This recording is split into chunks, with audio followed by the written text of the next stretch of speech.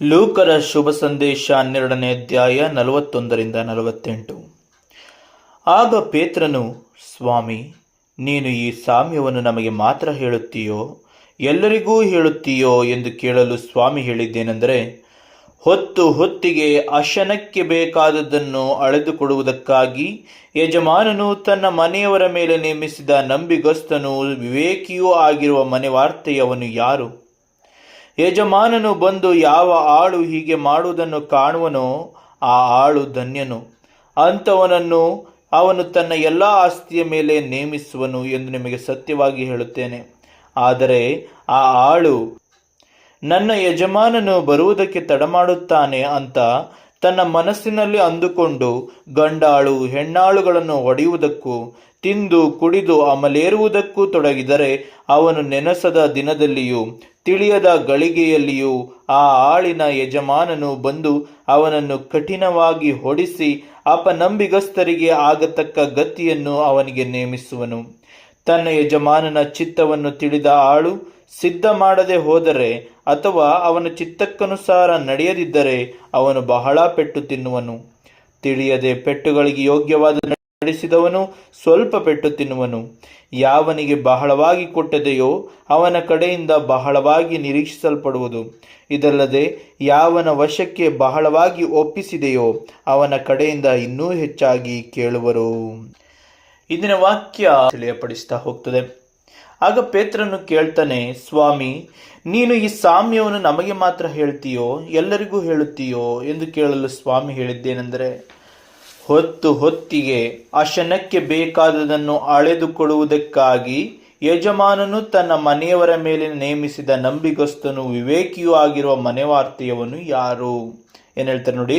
ಹೊತ್ತಿಗೆ ಅಶನಕ್ಕೆ ಬೇಕಾದದ್ದನ್ನು ಅಳೆದುಕೊಡುವುದಕ್ಕಾಗಿ, ಅಂದ್ರೆ ಕೆಲಸಕ್ಕೆ ಬೇಕಾಗಿರೋ ಅಗತ್ಯತೆಗಳನ್ನು ಕೊಡುವುದಕ್ಕಾಗಿ ತನ್ನ ಮನೆಯವರ ಮೇಲೆ ನೇಮಿಸಿದ ನಂಬಿಗಸ್ತನು ವಿವೇಕಿಯೂ ಆಗಿರುವ ಮನೆವಾರ್ತೆಯವನು ಯಾರು ಅಂತ ಕೇಳ್ತಾರೆ.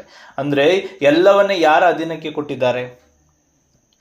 ಯಾರಿಗೆ ಕೊಟ್ಟಿರ್ತಾರೋ ಅವರಿಗೆ ಕೇಳುವಂಥದ್ದಾಗಿರ್ತದೆ ಎಂಬುದನ್ನ ವಾಕ್ಯ ಹೇಳ್ತದೆ. ಅಂದ್ರೆ ನಿಮಗೆ ಮಾತನಾಡೋದಕ್ಕೆ ಶಕ್ತಿ ಇದೆಯಾ? ಹಾಡೋದಕ್ಕೆ ಶಕ್ತಿ ಇದೆಯಾ? ನೋಡೋದಕ್ಕೆ ಕಣ್ಗಳಿದವ? ಕೇಳೋದಕ್ಕೆ ಕಿವಿಗಳಿದವ? ನಿಮಗೆ ಕೊಟ್ಟಿರುವ ಜ್ಞಾನ, ಬುದ್ಧಿ, ವಿವೇಕ, ಆಲೋಚನೆ, ಹೃದಯವಂತಿಕೆಗಳನ್ನ ನೀವು ಉಪಯೋಗಿಸುವುದು ಯಾವುದಕ್ಕೆ? ಅದು ಬಹಳವಾಗಿ ಮುಖ್ಯವಾಗಲ್ಪಡ್ತದೆ. ಹಾಗಾಗಿ ನಿಮಗೆ ಕೊಟ್ಟಿರುವ ವರದಾನಗಳನ್ನ ಉಪಯೋಗಿಸ್ರಿ. ಹಾಗೆ ಉಳಿಸ್ಕೊಳ್ಬೇಡ್ರಿ, ನಿದ್ರಿಸ್ಬೇಡ್ರಿ. ಯಾಕಂದ್ರೆ ನಿಮಗೆ ಕೊಟ್ಬಿಟ್ಟು ದೇವರು ಸುಮ್ಮನಿರಲ್ಲ. ಅವ್ರು ಮತ್ತೆ ಬಂದೇ ಬರ್ತಾರೆ. ಬಂದಾಗ ನಿಮಗೆ ಕೊಟ್ಟಿರುವುದನ್ನ ಅವರು ಕೇಳಿಯೇ ಕೇಳ್ತಾರೆ. ಯಾರ್ಯಾರಿಗೆ ಏನೇನನ್ನ ಕೊಟ್ಟಿದ್ದಾರೋ ಅದರ ಉತ್ತರ, ಅದರ ಎಲ್ಲ ರೀತಿಯ ಕಾರ್ಯಗಳ ಬಗ್ಗೆ ವಿವರಣೆಯನ್ನ ಕೊಡ್ಲೇಬೇಕಾಗ್ತದೆ ಎಂಬುದನ್ನ ವಾಕ್ಯ ಹೇಳ್ತದೆ. ಯಜಮಾನನು ಬಂದು ಯಾವ ಆಳು ಹೀಗೆ ಮಾಡುವುದನ್ನು ಕಾಣುವನೋ ಆ ಆಳು ಧನ್ಯನು. ಯಾರು ಸದಾ ಸಿದ್ಧರಾಗಿದ್ದು ತನಗೆ ನೀಡಿರುವ ಎಲ್ಲ ವರದಾನಗಳನ್ನು ಸರಿಯಾದ ರೀತಿಯಲ್ಲಿ ಉಪಯೋಗಿಸ್ತಾ ಜೀವಿಸ್ತಾ ಇರ್ತಾರೋ ಅವರು ಧನ್ಯರಾಗಿ ದೇವರ ಮುಂದೆ ಕಾಣಿಸ್ತಾರೆ. ಯಜಮಾನನು ಬರುವಾಗ ಯಜಮಾನನ ಮುಂದೆ ಅವರು ಧನ್ಯರಾಗಿ ಕಂಡು ಬರ್ತಾರೆ. ಅಂಥವನನ್ನು ಅವನು ತನ್ನ ಎಲ್ಲ ಆಸ್ತಿಯ ಮೇಲೆ ನೇಮಿಸುವನು ಎಂದು ನಿಮಗೆ ಸತ್ಯವಾಗಿ ಹೇಳುತ್ತೇನೆ. ನೋಡಿದ್ರ ಎಂತ ಆಶೀರ್ವಾದ! ಯಾರು ಎಚ್ಚರವಾಗಿದ್ದು ತಮಗೆ ನೀಡಿರುವ ವರದಾನಗಳನ್ನ, ತಮಗೆ ನೀಡಿರುವಂತಹ ಪ್ರತಿಯೊಂದು ವಿಚಾರಗಳನ್ನ ಸರಿಯಾದ ರೀತಿಯಲ್ಲಿ ಉಪಯೋಗಿಸುತ್ತಾ ಹೋಗ್ತಾರೋ, ದೇವರ ಒಂದು ನಿರ್ಣಯಕ್ಕೆ ಬದ್ಧರಾಗಿ ಜೀವಿಸ್ತಾ ಹೋಗ್ತಾರೋ ಅವರೆಲ್ಲರಿಗೂ ಕೂಡ ಆಶೀರ್ವಾದವೇ, ಅವರೆಲ್ಲರಿಗೂ ಉನ್ನತಿಯೇ. ದೇವರು ಏನ್ ಮಾಡ್ತಾರೆ? ತನ್ನ ಎಲ್ಲ ಆಸ್ತಿಯೂ ಕೂಡ ಅಧಿಕಾರಿಯನ್ನಾಗಿ ಆತನನ್ನ ನೇಮಿಸ್ತಾರೆ. ಅಂದ್ರೆ ದೇವರು ಸುಮ್ಮನೆ ಬಿಡುವವರಲ್ಲ. ಶ್ರೇಷ್ಠ ಆಲೋಚನೆ ಚಿಂತನೆಗಳುಳ್ಳವರನ್ನ, ತನ್ನ ಚಿತ್ತಕ್ಕೆ ಮಣಿದವರನ್ನ ತಾನು ಉನ್ನತಿಗೆ ತರುವವರು ಆಗಿದ್ದಾರೆ ಎಂಬುದನ್ನ ವಾಕ್ಯ ಹೇಳ್ತದೆ. ಆದರೆ ಆ ಆಳು, ನನ್ನ ಯಜಮಾನನು ಬರುವುದಕ್ಕೆ ತಡ ಮಾಡುತ್ತಾನೆ ಅಂತ ತನ್ನ ಮನಸ್ಸಿನಲ್ಲಿ ಅಂದುಕೊಂಡು ಗಂಡಾಳು ಹೆಣ್ಣಾಳುಗಳನ್ನು ಹೊಡೆಯುವುದಕ್ಕೂ ತಿಂದು ಕುಡಿದು ಅಮಲೇರುವುದಕ್ಕೂ ತೊಡಗಿದರೆ, ಅವನು ನೆನೆಸದ ದಿನದಲ್ಲಿಯೂ ತಿಳಿಯದ ಗಳಿಗೆಯಲ್ಲಿಯೂ ಆ ಆಳಿನ ಯಜಮಾನನು ಬಂದು ಅವನನ್ನು ಕಠಿಣವಾಗಿ ಹೊಡಿಸಿ ಅಪನಂಬಿಗಸ್ತರಿಗೆ ಆಗತಕ್ಕ ಗತಿಯನ್ನು ಅವನಿಗೆ ನೇಮಿಸುವನು. ಏನಾಗುತ್ತೆ ನೋಡಿ, ನಮಗೆ ತುಂಬ ಚೆನ್ನಾಗಿ ಮಾತಾಡೋದಕ್ಕೆ ಬರುತ್ತೆ. ನಮ್ಮ ನಾಲಿಗೆಗಳು ಹೊರಳುತ್ತವೆ, ನಾವು ಚೆನ್ನಾಗಿ ಓದ್ತೀವಿ, ಕೇಳಿಸ್ಕೊಳ್ತೀವಿ, ಆಮೇಲೆ ನೋಡ್ತೀವಿ, ಪ್ರತಿ ಕೈಕಾಲುಗಳು ಸರಿ ಇದ್ದಾವೆ, ಹೃದಯಗಳು ಸಂಪೂರ್ಣವಾಗಿ ಎಲ್ಲ ಭಾವನೆಗಳಿಗೂ ಕೂಡ ಸ್ಪಂದಿಸ್ತದೆ, ಆಲೋಚನೆಗಳು ಉತ್ತಮ ಜ್ಞಾನ ಉಳ್ಳದ್ದಾಗಿದೆ. ಹೀಗೆ ಹಲವಾರು ವರದಾನಗಳನ್ನ ನಾವು ಹೊಂದಿಕೊಂಡಿರ್ತೇವೆ. ಹೊಂದಿಕೊಂಡ ವರದಾನಗಳನ್ನ ನಾವು ವ್ಯರ್ಥತ್ವಕ್ಕೆ ಅಂದ್ರೆ ಲೋಕದ ಅಭಿಲಾಷೆಗಳಿಗೆ, ಆ ಚಟಗಳಿಗೆ ನಾವು ಉಪಯೋಗಿಸ್ತಾ ಹೋಗ್ತಾ ಇದ್ರೆ ನೋಡಿ, ಲೋಕದ ಆಶೆಯೇ ದೊಡ್ಡ ಚಟ. ಆಶೆ ಅಂತಕ್ಕಂಥದ್ದು ಇದೆಯಲ್ಲ, ಅದೇ ದೊಡ್ಡ ಚಟ. ಆಶೆಯಿಂದಲೇ ನಾವು ಪಾಪ ಮಾಡುವಂಥದ್ದಾಗಿರ್ತದೆ. ಆಸೆಗಳು ನಮ್ಮನ್ನ ಸಂಪೂರ್ಣವಾಗಿ ಮುಳುಗಿಸ್ತದೆ. ಈ ಆಸೆ ಹುಟ್ಟೋದೆ ಕಣ್ಣಿನಿಂದ ನೋಡೋದ್ರಿಂದ. ನಾನು ಅಪೇಕ್ಷಿಸಬಾರ್ದು, ನೋಡ್ಬಿಟ್ಟು ಅಪೇಕ್ಷಿಸ್ಬಿಟ್ರೆ ಅದು ನನ್ನಲ್ಲೇ ಜೀವಂತವಾಗಿ ಕಾರ್ಯ ಮಾಡೋದಕ್ಕೆ ಪ್ರಾರಂಭವಾಗಿ ಅದು ದುರಾಸೆಯಾಗಿ ಮಾರ್ಪಾಡಾಗ್ತದೆ. ಅದೇ ದೊಡ್ಡ ಅಮಲೇರಿದ ಜೀವಿತ ನನ್ನನ್ನು ಸಂಪೂರ್ಣವಾಗಿ ಲೋಕಕ್ಕಾಗಿಯೇ ಬದುಕಲು ಸಿದ್ಧ ಮಾಡಿಬಿಡುತ್ತೆ, ಪರಲೋಕದ ಸಾಮ್ರಾಜ್ಯದ ಬಗ್ಗೆ ಮರೆಸಿ ಬಿಡ್ತದೆ.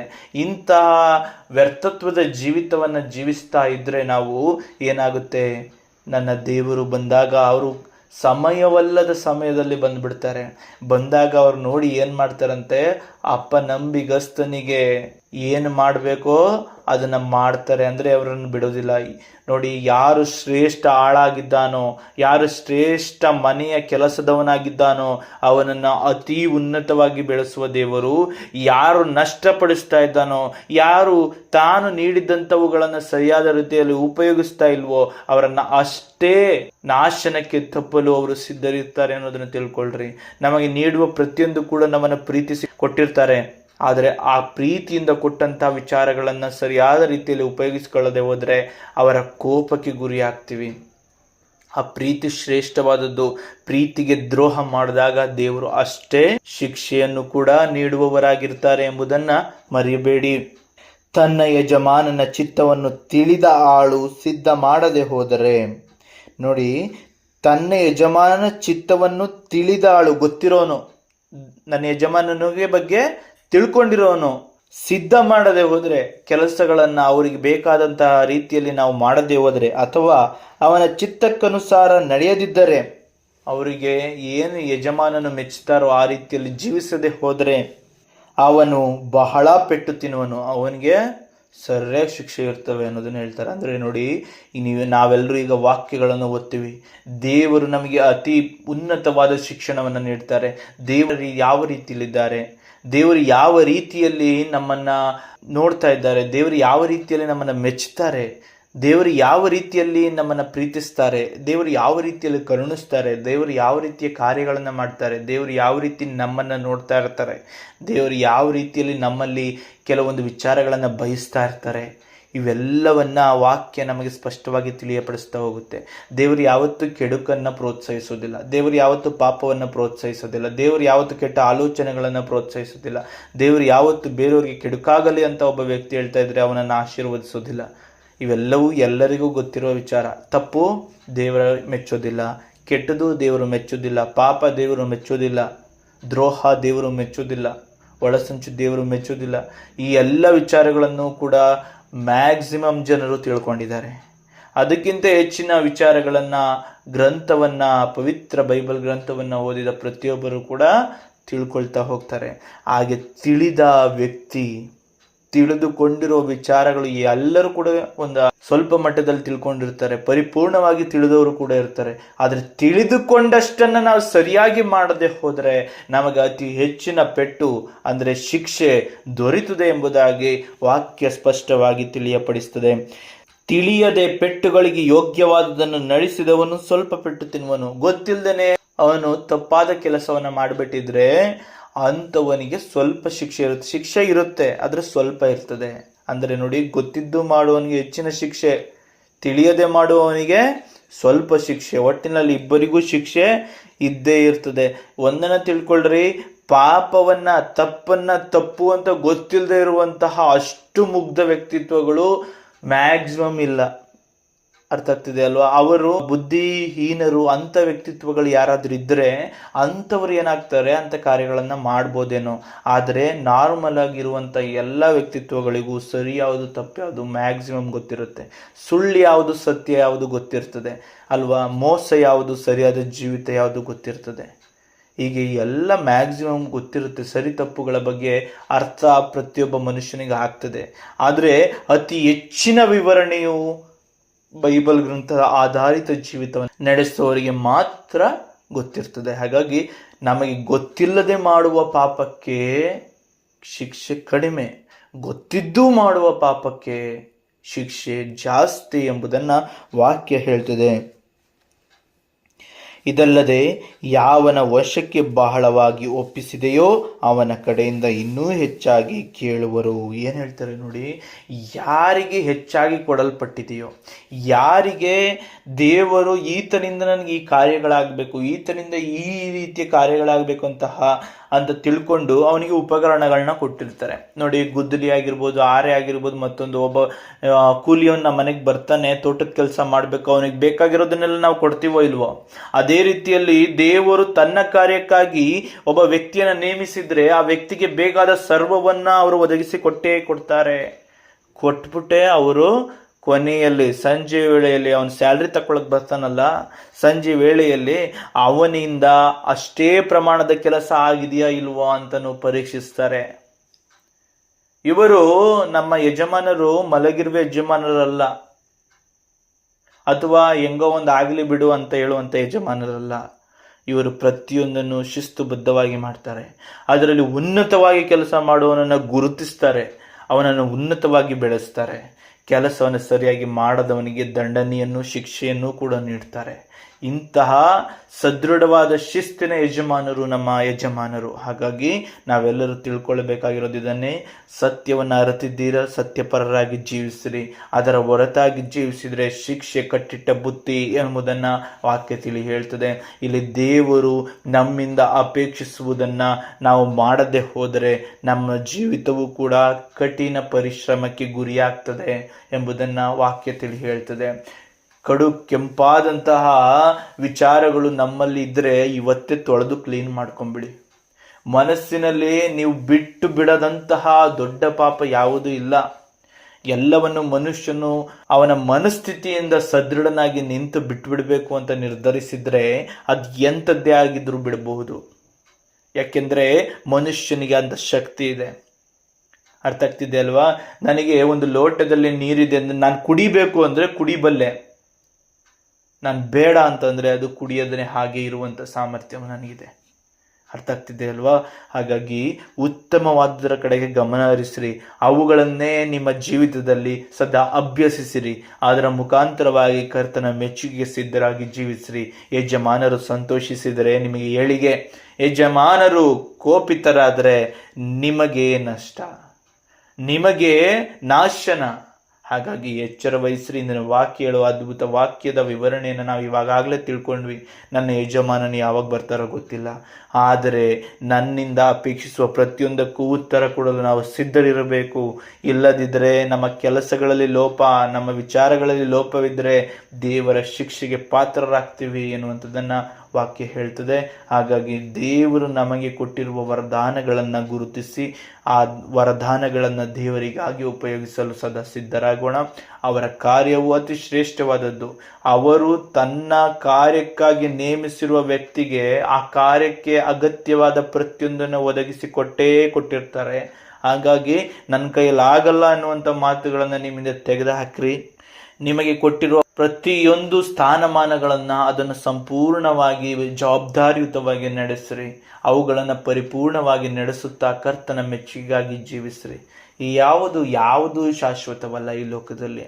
ಶಾಶ್ವತವಲ್ಲದಕ್ಕಾಗಿ ಶ್ರಮ ವಹಿಸಿ, ಶಾಶ್ವತವಲ್ಲದಕ್ಕಾಗಿ ನಿಮ್ಮ ಪರಿಪೂರ್ಣವಾದ ಪರಲೋಕ ಸಾಮ್ರಾಜ್ಯದ ನಿತ್ಯ ಜೀವನವನ್ನು ಕಳ್ಕೊಳ್ಬೇಡ್ರಿ. ಇವತ್ತು ಈ ಲೋಕ ಮಾಡ್ತಾ ಇರುವ ಕಾರ್ಯ ಅದನ್ನೇ. ನನಗೆ ದುಡ್ಡು ಬೇಕು, ಅದಕ್ಕೋಸ್ಕರ ನಾನು ದೇವರನ್ನೇ ಬಿಟ್ಬಿಡ್ತೀನಿ. ನನಗೆ ಕೆಲಸದಲ್ಲಿ ಉನ್ನತಿ ಬೇಕು, ನಾನು ಮೋಸ ಮಾಡೋಕ್ಕೂ ಸರಿ, ಸುಳ್ಳು ಹೇಳೋಕ್ಕೂ ಸರಿ, ಇನ್ನೊಂದು ಮತ್ತೊಂದು ಮಾಡೋದಕ್ಕೂ ಸರಿ. ಅಂದರೆ ನೀವು ಮಾಡ್ತಾ ಇರೋದೇನೆಂದರೆ ಮೌಲ್ಯವಾದಂತಹ ಮುತ್ತು ರತ್ನಗಳನ್ನು ನೀವೇನು ಮಾಡ್ತಾ ಇದ್ದೀರಿ? ಸುಳ್ಳು, ಮೋಸ, ವಂಚನೆಗಳೆಂಬ ಹಂದಿ ನಾಯಿಗಳಿಗೆ ಹಾಕ್ತಾ ಇದ್ದೀರಿ. ಆ ಸುಳ್ಳು, ಮೋಸ, ವಂಚನೆಗಳೆಂಬ ಹಂದಿ ನಾಯಿಗಳು ನಿಮ್ಮನ್ನು ಬಿಡೋದೇ ಇಲ್ಲ. ಅವು ಮುಂದೆಲ್ಲ ಒಂದು ದಿನ ನಿಮಗೆ ತಿರುಗಿ ಬಿದ್ದೇ ಬೀಳ್ತವೆ. ಆ ಸುಳ್ಳು ಮೋಸಗಳು ನಿಮ್ಮನ್ನೇ ಸೀಳಿ ಹಾಕ್ತವೆ. ಹಾಗಾಗಿ ಎಚ್ಚರ ವಹಿಸಿರಿ. ಈ ಲೋಕದ ವಿಚಾರಕ್ಕಾಗಿ ನೀವು ಪರಲೋಕದ ವಿಚಾರವನ್ನ ಮಾರ್ಬಿಟ್ರೆ ನಿಮ್ಮ ಜೀವಿತವು ನರಕಕ್ಕೆ ದೇವರು ಮಾರ್ಬಿಡ್ತಾರೆ. ಇದು ಸತ್ಯ. ಹಾಗಾಗಿ ನೋಡಿ, ವಾಕ್ಯ ಸ್ಪಷ್ಟವಾಗಿ ಹೇಳ್ತಿದೆ, ಪ್ರಭು ಯೇಸು ತನ್ನ ರಕ್ತದ ಮುಖಾಂತರವಾಗಿ ನಮ್ಮನ್ನ ಕೊಂಡುಕೊಂಡರು. ಅಂದ್ರೆ ನಮ್ಮನ್ನು ಕೊಂಡ್ಕೊಳ್ಳೋದಕ್ಕೋಸ್ಕರ ತಮ್ಮ ರಕ್ತವನ್ನು ಸುರಿಸಿದ್ದಾರೆ. ಅಂದ್ರೆ ಅದು ಅತಿ ಮೌಲ್ಯವಾದಂಥದ್ದು ಎಂಬುದನ್ನು ವಾಕ್ಯ ತಿಳಿಯಪಡಿಸ್ತದೆ. ಅಂದ್ರೆ ಯಜ್ಞದ ಕುರಿಯಾದ ಆತನ ಪವಿತ್ರ ರಕ್ತವು ಅತಿ ಶ್ರೇಷ್ಠವಾದುದು ಎಂಬುದಾಗಿ ಗುರುತಿಸಲ್ಪಡ್ತದೆ. ಯಾಕೆಂದ್ರೆ ಇಡೀ ಲೋಕದ ರಕ್ಷಣೆಯು ಆ ರಕ್ತದಲ್ಲಿದೆ. ಅಂದ್ರೆ ಅಷ್ಟು ಪರಿಶುದ್ಧ, ಅದು ಅಷ್ಟು ಬೆಲೆಯುಳ್ಳದ್ದು. ಅದನ್ನು ನಮಗಾಗಿ ಸುರಿಸಿದ್ದಾರೆ ಅಂದ ಮೇಲೆ ಒಂದನ್ನು ತಿಳ್ಕೊಳ್ರಿ, ನಮ್ಮ ಜೀವಿತದಲ್ಲಿ ನಾವು ಮಾಡುವ ಪ್ರತಿಯೊಂದು ಪಾಪದ ಕೃತ್ಯಗಳು ಪ್ರಭು ಯೇಸುವಿಗೆ ಮಾಡುವಂತಹ ದ್ರೋಹವಾಗಿ ಕಂಡು ಬರ್ತವೆ. ಹಾಗಾಗಿ ಆ ದ್ರೋಹದ ಕಾರ್ಯಗಳಿಂದ ಸೇನಾಧೀಶ್ವರನಾದ ಕರ್ತರ ಮುಂದೆ ವಿರುದ್ಧವಾದ ಜೀವಿತದಲ್ಲಿ ತೊಡಗಿಕೊಂಡು ನೀವು ಪಾಪಿಷ್ಠರು, ನೀವು ದೇವರ ಚಿತ್ತಕ್ಕೆ ಮಣಿಯದವರು ಎಂಬುದಾಗಿ ಗುರುತಿಸಿಕೊಳ್ಬೇಡಿ. ನೀವು ಒಂದು ವೇಳೆ ಗುರುತಿಸ್ಕೊಂಡ್ಬಿಟ್ರೆ ಒಂದಂತೂ ಸತ್ಯ, ನಿಮಗಾಗುವ ಶಿಕ್ಷೆಯನ್ನ ನೀವು ಮೆಷರ್ ಮಾಡೋಕ್ಕಾಗಲ್ಲ, ಅಳತೆ ಮಾಡೋದಕ್ಕಾಗೋದಿಲ್ಲ. ನೀವು ಇವತ್ತು ಏನು ಸಂತೋಷ ನೆಮ್ಮದಿಗಳನ್ನು ಅನುಭವಿಸಿದ್ದೀರೋ, ನೀವೇನು ದುಃಖ ವೇದನೆಗಳನ್ನು ಅನುಭವಿಸಿದ್ದೀರೋ ಅವೆಲ್ಲವೂ ಅಲ್ಪವೇ. ಪರಲೋಕಕ್ಕೆ ಹೋದ್ರೆ ಆ ಸಂತೋಷ ನೆಮ್ಮದಿ ಅದು ನೀವು ಅಳತೆ ಹಾಕದಷ್ಟು ದೊರೆಯುತ್ತೆ. ಅದೇ ರೀತಿಯಲ್ಲಿ ನೀವು ನರಕಕ್ಕೆ ಹೋದ್ರೆ ಈ ಲೋಕದಲ್ಲಿ ಅನುಭವಿಸಿದ ಅಶಾಂತಿ, ಅಸಮಾಧಾನ, ರೋಗ ರುಜಿನ, ಇನ್ನೊಂದು ಮತ್ತೊಂದು ತೊಂದರೆ, ಕಷ್ಟಗಳು, ವೇದನೆಗಳು ಎಲ್ಲವೂ ಕೂಡ ಅಳತೆ ಮೀರಿ ದೊರೀತವೆ. ಹಾಗಾಗಿ ಎಚ್ಚರ ವಹಿಸ್ರಿ. ಇವತ್ತೇ ನಿಮಗೆ ಒಂದು ಅವಕಾಶ. ಯಜಮಾನನ ಬರುವ ಸಮಯ ಯಾವಾಗ ಯಾರಿಗೂ ಗೊತ್ತಿಲ್ಲ. ನಮ್ಮ ಅಂತ್ಯದ ದಿನ ಯಾರಿಗೂ ಗೊತ್ತಿಲ್ಲ. ಈ ಲೋಕದ ಅಂತ್ಯದ ದಿನ ಯಾರಿಗೂ ಗೊತ್ತಿಲ್ಲ. ಆದರೆ ಸಿದ್ಧತಾ ಜೀವಿತವನ್ನು ಜೀವಿಸುವ ಸಾಮರ್ಥ್ಯ ಪ್ರತಿಯೊಬ್ಬ ಮನುಷ್ಯನಿಗೆ ನೀಡಲಾಗಿದೆ. ಆ ಸಾಮರ್ಥ್ಯವನ್ನು ಸರಿಯಾಗಿ ಉಪಯೋಗಿಸಿಕೊಳ್ಳಿ, ಸದುಪಯೋಗ ಪಡಿಸಿಕೊಳ್ಳ್ರಿ. ಲೋಕದಲ್ಲಿ ಏನನ್ನೋ ಸಂಪಾದಿಸೋದಕ್ಕೋಸ್ಕರ ಪರಲೋಕದ ನಿತ್ಯ ಜೀವನ ಕಳ್ಕೋಬೇಡಿ. ಲೋಕ ಇರೋದು ಒಂದೇ ಉದ್ದೇಶಕ್ಕಾಗಿ. ಯಾಕೆಂದ್ರೆ ಪರಲೋಕದ ಒಂದು ಉದ್ದೇಶ ಇಷ್ಟೇ, ಆದಾಮನು ಪಾಪವನ್ನ ಮಾಡಿದ್ರಿಂದ ಲೋಕಕ್ಕೆ ಬಂದ. ಆ ಪಾಪವನ್ನ ಬಿಟ್ರೆ ನಾವು ಇವತ್ತು ಲೋಕದಿಂದ ಪರಲೋಕಕ್ಕೆ ಹೋಗ್ಬೋದು. ಇದು ಇಷ್ಟೇ ವಿಚಾರ ಇರುವಂಥದ್ದು. ಇವತ್ತು ನಾವು ಈ ಲೋಕಕ್ಕಾಗಿ ಪಾಪವನ್ನು ಇನ್ನಷ್ಟು ಮಾಡಿದ್ರೆ ಆದಾಮನು ಕಳ್ಕೊಂಡಂತೆ ನಾವು ಇನ್ನೂ ಕಳ್ಕೊಂಡು ನಾಶನಕ್ಕೆ ಹೋಗ್ಬಿಡ್ತೀವಿ. ಇವತ್ತು ನಾವು ಇಲ್ಲಿ ಪಾಪವನ್ನ ಬಿಟ್ಟು ಜೀವಿಸಿದ್ರೆ ನಾಶನದ ಬದಲು ಪರಲೋಕ ಸಾಮ್ರಾಜ್ಯವನ್ನು ಮತ್ತೆ ಹೊಂದಿಕೊಳ್ಳೋದಕ್ಕೆ ಸಾಧ್ಯ ಆಗುತ್ತೆ. ಆದಾಮನ ಆ ಸಮೃದ್ಧ ಜೀವಿತವು ಮತ್ತೆ ನಮಗೆ ಸಿಗ್ತದೆ. ಇದು ಸತ್ಯ. ಹಾಗಾಗಿ ಸಂತೋಷ, ನೆಮ್ಮದಿ, ಸಮಾಧಾನದ ಸಮೃದ್ಧಿ ಬದುಕು ನಮಗಾಗಿ ಕಾದಿದೆ. ಕಾದಿರುವುದನ್ನ ನಾವು ಇವತ್ತು ತಿರಸ್ಕರಿಸಿದ್ರೆ ನಾವು ಯಾವ ರೀತಿ ಮಾಡ್ತಾ ಇದ್ದೀವಿ ಅಂದ್ರೆ, ಈಗ ಪಾತ್ರೆ ಇದೆ, ಅಕ್ಷಯ ಪಾತ್ರೆ, ಅದರಲ್ಲಿ ನಾನು ಏನು ಕೇಳ್ತೀನಿ ಅಂತ ಸಿಗುತ್ತೆ.